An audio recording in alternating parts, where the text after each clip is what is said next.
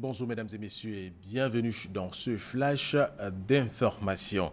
De nombreuses infrastructures sanitaires de référence vont être construites ou réhabilitées en Côte d'Ivoire, coût du projet piloté par le ministère de la Santé, 125 milliards de francs CFA. Connu par Gassoro.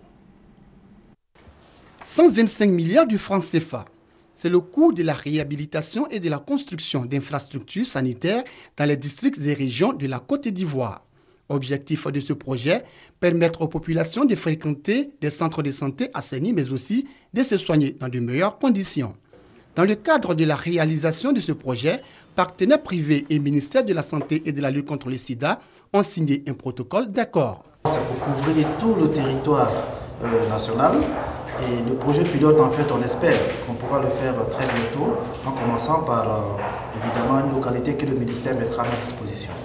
Pour ces partenaires, les établissements de santé réhabilités ou construits seront tous équipés avec du matériel de pointe. Le directeur du cabinet de la ministre de la Santé et de la lutte contre le sida, Abdoulkader Keïta, représentant Raymond Goudou Kofi, leur a traduit toute sa reconnaissance et sa gratitude. Ce projet, selon lui, vient soutenir et appuyer les efforts du gouvernement à améliorer les conditions de vie et de travail des agents de santé. Profitant de l'occasion, Abdoulkader Keïta a une fois de plus exhorté l'ensemble des agents de santé à respecter les consignes de la ministre de la Santé et de la lutte contre le sida, le respect des patients, le travail professionnel, l'arrêt définitif du racket dans les hôpitaux, entre autres.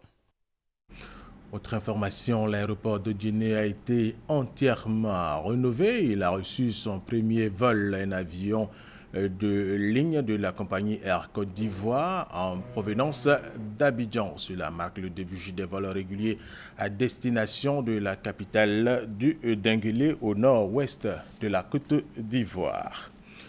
Une convention entre l'ABAD et la CGECI vient d'être signée. 559 millions de francs CFA pour le développement de l'entrepreneuriat en Côte d'Ivoire seront mis à la disposition des jeunes pour la création de leurs entreprises. C'est un don du Fonds d'assistance au secteur privé logé à la Banque africaine de développement BAD.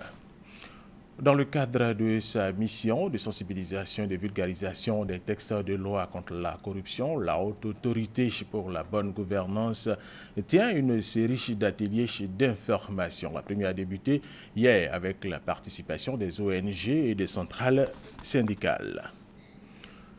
L'Organisation mondiale de la santé OMS a déclaré jeudi la fin de la transmission du virus Ebola au Libéria. On en parle avec Alexis Ouedraogo.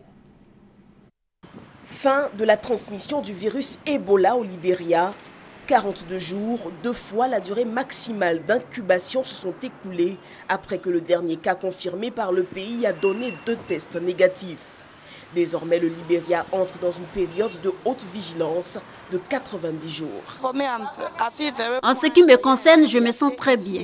Mais nous avons encore peur, car le pays n'est pas encore trop sûr.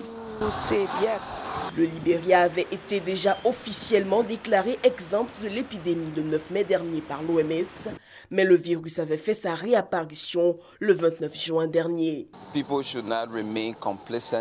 Les gens ne devraient pas rester satisfaits, car c'était la même satisfaction qui a mené à la deuxième vague de l'émergence du virus.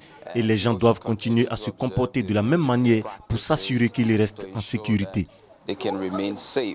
La capacité du Libéria à répondre efficacement à l'épidémie du virus Ebola est due à la vigilance accrue et à une réponse rapide du gouvernement et ses partenaires.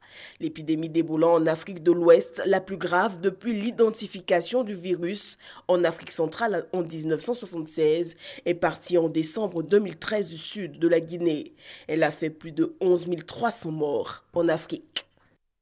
Nous allons terminer avec cette information. La crise des migrants continue en Europe. Ces migrants viennent de l'Afrique et de l'Asie, particulièrement de la Syrie, un pays en guerre. Les autorités autrichiennes s'attendent à accueillir jusqu'à 10 000 en provenance de la Hongrie. Les premiers cars de migrants ont pris la route tôt ce samedi matin à destination de la frontière autrichienne. Et c'est la fin de ce flash d'information. Merci de l'avoir suivi. Je vous retrouve tout à l'heure à 13 h.